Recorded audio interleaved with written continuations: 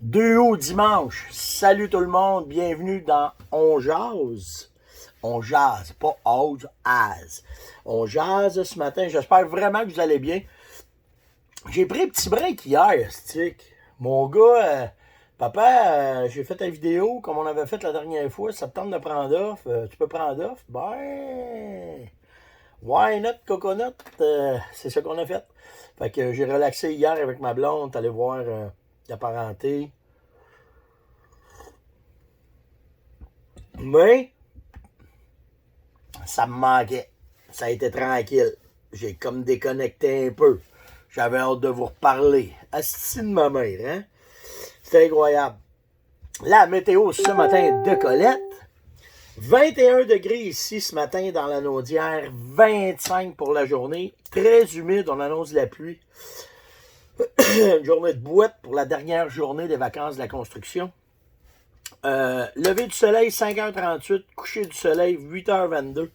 La lune, elle est croissante à 99%, ça veut dire que demain, on est full moon et la pression est à la baisse à 10-10. Donc, je remercie mon gars. C'est cool. Il s'implique, puis c'est le fun de le voir aller, puis c'est le fun. C'est le fun de voir ça. Puis je pense que vous avez apprécié. Les commentaires, les j'aime, vous l'encouragez, c'est vraiment gentil. Là. Vraiment, tu sais, c'est bien qui a été élevé là-dedans. Yann, là, il y avait, je faisais de la tournée, il avait 9-10 ans, puis il nous suivait. Puis il était gêné. Fait que ce qu'il faisait, c'est qu'il se prenait, on avait des kiosques, il se prenait une petite table, on la mettait de côté. Tous mes pro-staff avaient un œil dessus, parce que moi, quand je fais mes shows, j'étais occupé. Mes pro-staff s'en occupaient, puis il y avait sa petite table, dans ce temps-là, on trappait. Il y avait ses petites pots, puis il donnait des informations au gars, mais il voulait pas être avec les pros. Puis, d'année en année, il a pogné de l'assurance, puis après ça, à un moment donné, il était avec nous autres. Puis là, il a roulé ça. Puis là, ben, aujourd'hui, vous le voyez, c'est un beau jeune homme. Je le dis-tu, il va-tu m'arracher la tête? Il est célibataire. Depuis pas longtemps. Fait que, je me mêle pas de ça. Mais c'est trop pareil. Donc, c'est ça. Fait que, ben cool, ben sharp. Christy, qu'on avait du fun en tournée. Je sais bien pas cette année s'il va en avoir, comment est-ce qu'on va faire ça. En tout cas, on verra bien. C'est les premières chasses qui se préparent. On est le 2 août. Alors, là, on va être malade. Ouf, la fièvre. La chasse arrive. On n'est plus du monde. Matin, il commence à faire fret. À matin, ça nous break. Il fait chaud, mais mieux de pas avoir une coupe de matin qui fait fret parce que, wow, on est tous pareils. Tout le monde est pareil là-dedans. C'est vraiment cool. Fait que là, ben, on prépare nos premières chasses. Je sais pas c'est quoi qui va être votre première chasse à vous autres. Nous autres, ben, on va faire l'outarde en pré-saison. On va faire ça en entour des grandes villes. Fait qu'on va aller s'amuser. Après ça, ben, au mois d'août, ben, c'est mes inventaires.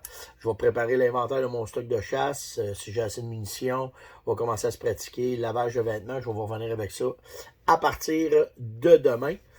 Fait que c'est tout ça. Hey, j'ai tu sais, je suis en vacances, fait que j'ai le temps de plus de penser, puis de... Puis c'est malade, les faillites qui se présentent présentement, mais je vous parle régulièrement. Puis ça, quand je vous dis régulièrement, une méchante gang que c'est... Là, tu sais, quand là, vous écrivez sur la page de la Ferme Monette, sur le chatroom, puis vous voulez avoir des informations, c'est moi qui réponds. Quand que vous venez sur ma page Facebook, c'est moi qui réponds. La Ferme Monette, c'est moi qui réponds. Je me fais un devoir de vous répondre, de vous parler, de vous donner les informations. De toute façon, ça dure le temps de la chasse, bien souvent. C'est différent un peu avec la chronique qu'on fait là. Mais normalement, c'était ça. Fait que c'est moi qui vous parle. Si vous appelez au bureau, bien naturellement, si je ne suis pas au bureau, je ne peux pas vous parler. Mais 9 fois sur 10, ils vont vous transférer à moi. C'est moi qui vais vous parler. Puis, avec On Jase, ce que ça a fait, c'est que ça m'a permis encore plus de me rapprocher de vous autres, puis de comprendre vos besoins. Puis, il y aurait un cours 101 de service à la clientèle, il faudrait peut-être qu'il soit donné à travers certains magasins qui offrent des produits de chasse et de pêche. Puis là, je m'explique. Le plein air aussi. Si on regarde présentement ce qui se passe, magasin L'Accordé, qui est un magasin de plein air, faillite. Moi, j'ai connu L'Accordé au début, parce que tout ce qui est plein air, je tripe là-dessus, puis je vais dans les magasins. Puis c'est eux autres qui m'avaient montré comment mettre un harnais. J'avais été à L'Accordé, c'était des spécialistes d'escalade. J'avais été suivre une formation de 2 heures sur comment installer un harnais. J'avais sacré le camp en bas de mon stand. Puis je voulais être certain que ça ne m'arrive plus. Puis les meilleurs harnais pour se protéger, ben, c'est les harnais de ceux qui font de l'alpinisme. Donc j'avais été suivre une formation. Tu sais, en passant, là, ça prend 3 pieds pour tuer quelqu'un. Pas pire, hein? Une chute de 3 pieds, tu peux te tuer.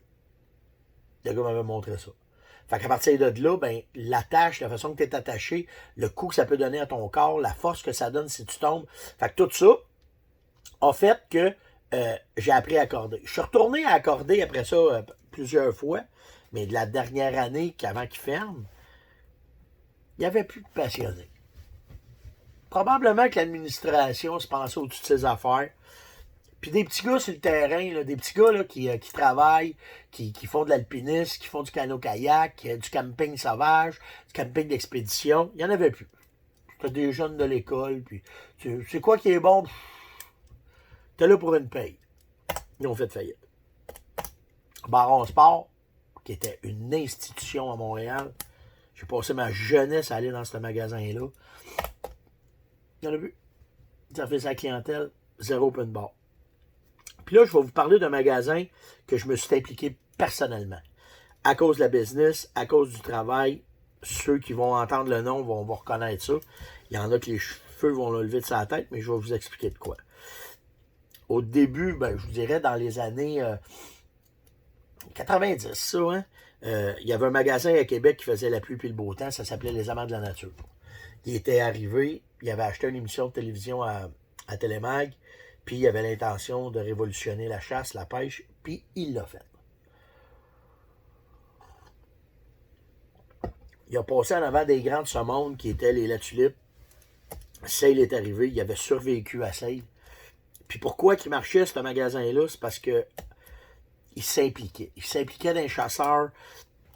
On avait parti avec lui les fameux week-ends de sel. On vendait le jeudi, vendredi, samedi, pas le dimanche, parce que le dimanche, on ne faisait pas d'événement. Mais le jeudi, vendredi, samedi, on vendait 1,45 pieds de sel par jour. Ça fait du sel, ça. L'équipe qu'il y avait là à l'époque, c'était malade. T'avais Stéphane Richard. Là, je parle, vous les connaissez pas, là. Mais il y en a, je vais vous dire, par exemple, qu'est-ce qu'ils sont devenus. Stéphane Richard est devenu pro-staff pour nous autres de la Fermonnette. C'est un ancien militaire, un spécialiste de chasse, spécialiste de tir à l'arc. Il m'a fait les cordes, il donnait le service, c'était écœurant. T'avais... là, vous le savez, c'est que je suis pas bon avec les noms. Claudel, qui était là aussi, un autre militaire. Là, je veux pas. Je vais arrêter de nommer des noms parce que je vais en oublier, puis ils vont se sentir frustrés, puis je veux pas qu'ils soient frustrés. Mais tout ça pour vous dire qu'à l'époque, dans ce magasin-là, c'était tous des freaks de la chasse, des freaks de la pêche. Tu rentrais dans ce magasin-là, là, il y avait de tout. Il y avait les plus grandes armes qui existent. Il y avait le plus de munitions. T'arrivais, là, t'étais pas capable de sortir de là, pas avoir de sac, parce que chaque gars qui te parlait, c'était des passionnés. Le temps a avancé. Je sais pas qu'est-ce qui fait ça à un propriétaire, mais les gars se sont en allés. Puis là, l'implication était moins là. Puis là, le magasin a commencé. On a arrêté les événements de sel. Ça faisait 10 ans qu'on faisait ça. On avait une recette de malade pour faire, pour triper avec vous autres. Quand on faisait les événements de sel, c'était fou. Tout ça pour vous dire que le service à la clientèle, c'est primordial. Là, présentement, je le vois encore. Vous venez me voir, vous avez besoin d'informations. Puis là, je ne parle pas de mes produits de chasse à moi, là. Vous voulez acheter un gun, vous n'avez pas le service. Vous voulez acheter des balles, vous n'avez pas le service. vous vous fessez le nez, vous revenez me revoir, puis là, c'est à tous les jours que je vois ça. Ça me désole tellement. Puis l'autre affaire, qu'il va falloir que certaines boutiques s'ajustent, vous avez plus de connaissances que le gars qui est en arrière du comptoir, parce qu'à cette heure, avec les internets, vous êtes capable d'aller chercher l'information des meilleurs. Tu es capable de parler à Winchester, Tika, Saco, Monette, name it. Vous êtes capable de leur parler directement. Vous allez avoir un conseiller qui va vous parler du produit, puis vous virer de bord, puis vous remonter dans le magasin, vous allez chercher l'information.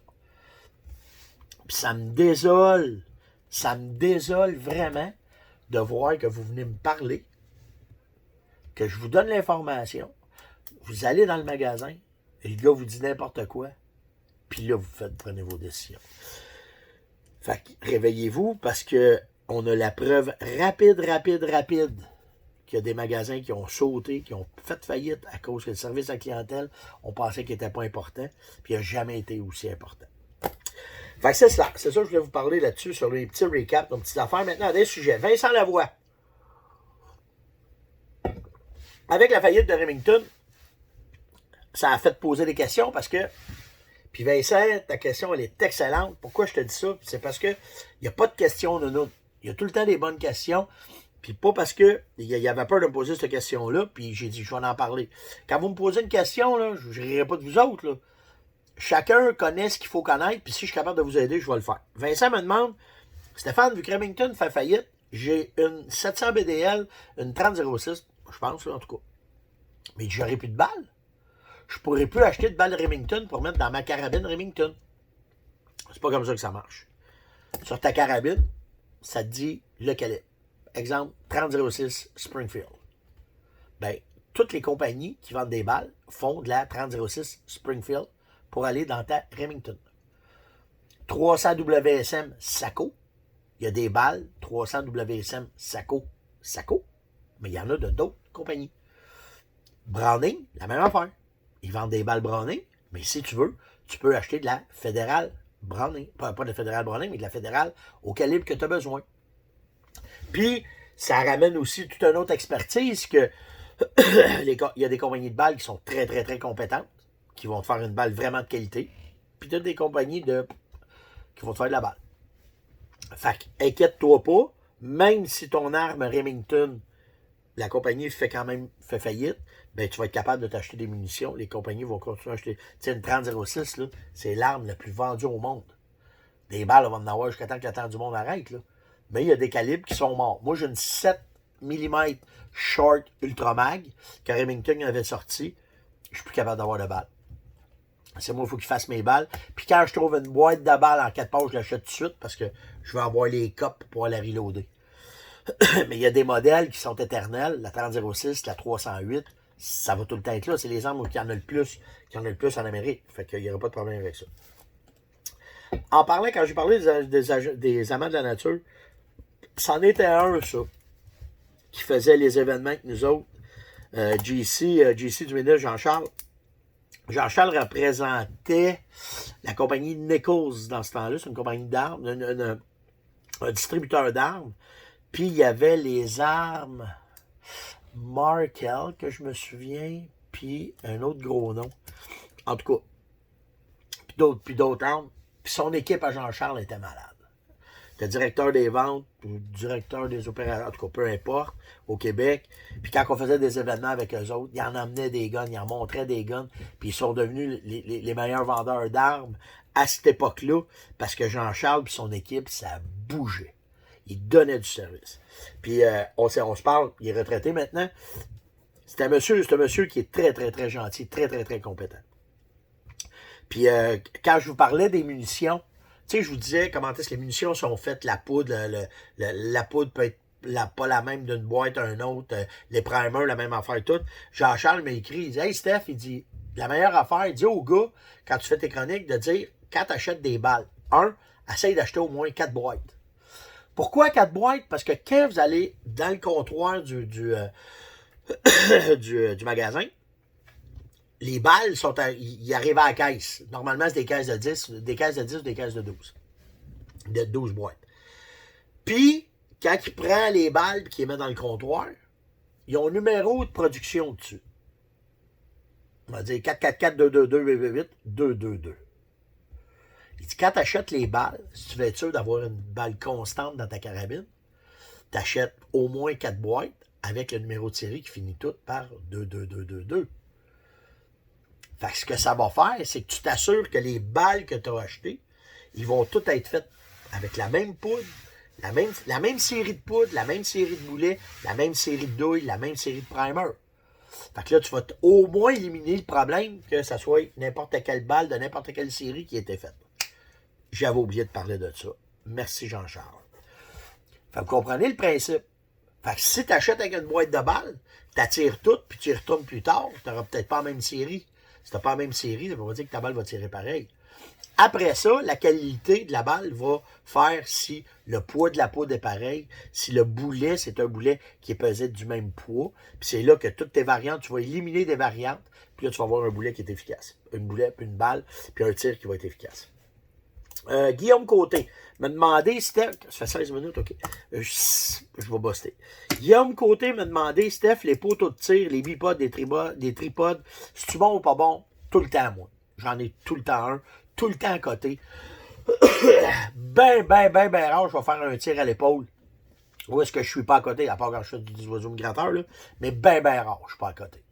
Tout le temps à côté, ça me prend de quoi, fait que j'ai tout le temps un bipode, un tripode, j'ai une branche, un poteau, un bâton, n'importe quoi, mais quand je fais un tir, je suis tout le temps à côté. Fait que ça élimine un gros paquet de problèmes pour ta précision, fait que ça prend ça, ok? Fait que j'espère que ça répond à ta question, Guillaume. Je vais être capable de couper ce cours, mais je vais vous parler des chiffres ont sorti sur les orignaux de la Gaspésie. L'inventaire a été fait. J'ai eu une discussion au début de la semaine avec des gars de la Gaspésie, puis je retenais ça, parce que j'attendais d'autres informations, mais je vais vous en donner une partielle, puis ça sera à suivre. Vous le savez que la Gaspésie, dans les années 2000, c'était considéré comme le Yukon. Il y avait tellement d'orignal dans les années 2000 en Gaspésie que la moyenne de récolte dans les réserves fauniques était en haut de 45 pouces. Puis 45 pouces, tu avais tiré vite. Je me souviens, moi, d'y avoir été en 2007 ou 2008. Et on avait été faire un film là-bas. On avait payé notre voyage. Et ça n'avait pas de bon sens. C'était... Je vais vous dire de quoi, là. C'était même pas de la chasse. C'était une expérience. De marcher à travers les orignaux, de voir des orignaux, de caler que ça rentrait. C'était pas de la chasse parce qu'il y en avait ben trop. Pas ben trop. C'était giboyeux. Mais quelle expérience de chasse. Je vais m'en souvenir toute ma vie. Alors, dans les années 2000, on a les chiffres de la dunière, parce que les autres, ça ne les a pas encore, puis je vais faire une conclusion avec ça. Mais dans la dunière, en 2007, on avait entre 43 et 50 orignaux au 10 km². Les biologistes ont embarqué là-dedans, puis ont décidé de bêcher le cheptel, parce que la capacité du milieu n'était pas capable d'absorber tant d'orignal que ça. Puis eux autres sont arrivés avec un chiffre magique. Eux autres, ils connaissent ça, eux autres sont arrivés avec un chiffre magique. Ils ont dit, on va arriver à 20 orignaux au 10 km². T'es-tu malade, toi, aussi? Ça va changer, là. C'est pas un chevreuil, ça, là. Ouais, mais nous autres, on connaît ça. Fait qu'ils ont parti. De 2007, ils ont augmenté dans les réserves la récolte de femelles. Ils ont fait de la chasse hivernale. C'était un hostique de carnage. En 2012, on était à 43, en 2007, 43 orignaux au 10 km². 2012, on avait atteint 33. Pour moi, je connais rien, par exemple. Moi, je suis juste un chasseur. Je connais pas grand-chose là-dedans. Je connais rien en gestion. Puis de toute façon, j'ai pas de diplôme. Puis je vais me le faire redire. Là. Vous allez voir là, les biologistes là, qui vont arriver là, puis qui vont venir dire ah, monette, c'est un jack about trade. Il connaît rien là-dedans. Il sait pas lire. Il sait pas lire. Pas le droit d'évoluer. 52 ans. Je suis resté imbécile toute ma vie, moi. Fait que ça me ment tabarnak. Je m'excuse un matin s'il y a des enfants qui écoutent, mais ça vient me chercher. Vous n'avez même pas idée. Fait que 2007, 43 à 50. 2012, 33 orignaux au 10 km². 2020, dans la dunière. Ils ont arrêté depuis, je pense, 2 ans de récolter des femelles parce que c'est sous une nouvelle juridiction. OK, c'est pas le ministère qui joue là-dedans. On est rendu à en bas de 23 orignaux au 10 km². Ça frise le 20. Il doit y avoir des places qui a 18. Il y a des places qui ça doit être 15. Mais ils ont arrêté l'hémorragie. Mais on n'a pas les autres. On n'a pas les autres. Junior a réussi à faire un inventaire, même avec le COVID, en février. Mais Matane, pas de nouvelles. L'auberge, pas de nouvelles. Pas capable d'avoir les chiffres. Ça ressemble-tu à ce qu'on a eu l'année passée avec Anticosti? C'est pas. Il avait oublié de nous donner les chiffres. Ben oui. Il avait oublié. Ça arrive à oublier, hein? Comme Trudeau qui ne savait pas que sa mère. En tout cas, on ne parle pas dans la politique, mais. Fait qu'ils nous prennent des innocents, puis c'est un peu ça, qui fait chier. Fait que là, ben, on va attendre, on va voir exactement ce qui va arriver. Junior, ben, vont prendre des mesures pour essayer de remonter l'orignal qu'il y a là. C'est une catastrophe, je pense. Les Gaspésiens vont vous le dire, d'aller au lac de la Tête, qu'on voyait 10-12 orignaux par soir dans le lac qui allaient manger. Il n'y en a plus. Il n'y en a plus. Fait que, on verra ce qui va arriver. Qui est responsable? Peut-être qu'un jour, on va le savoir. On verra. C'est plate, par exemple, parce qu'on avait de quoi de vraiment unique. Puis, je pense qu'on a passé à côté. Parlez-en aux guides. Il y en a des guides là, qui commencent à s'ouvrir la gueule parce qu'ils sont révoltés, que normalement, là, chasser un boc orignal, ça prenait un avant-midi. Puis là, ben, ils font des full séjours en plan américain. Puis, en tout cas. Fait que c'est plate. C'est vraiment plate de gérer comme des assis de cabochons. Qu'est-ce que tu veux faire? Donc, je m'excuse. Hein, je voulais pas m'en aller de ce côté-là, mais ça me touche tellement, ça va me chercher tellement. Mais j'espère que les informations que je vous ai données sur les armes aujourd'hui vous ont aidé. Surtout, n'oubliez pas là, ce que Jean-Charles nous a donné comme information, là, les boîtes avec les numéros de série dessus, c'est bien, bien, bien important. Essayez de remarquer ça. Acheter 2 boîtes, 3 boîtes, 4 boîtes, c'est important. Puis pour le reste, ben, on se voit demain. Demain, on recommence à travailler normalement. On rentre dans le rush de la saison. Puis là, je monte ma planification pour arriver avec vous autres et commencer à vous parler de juste du fun que j'ai à me préparer pour aller à la chasse. Puis juste de la passion que j'ai de chasser. Puis de vous montrer un peu comment est-ce qu'on essaie de se débrouiller à l'automne. Ciao tout le monde! Passez un maudit beau dimanche, même s'il annonce pas beau. Puis on se parle demain. Bye bye!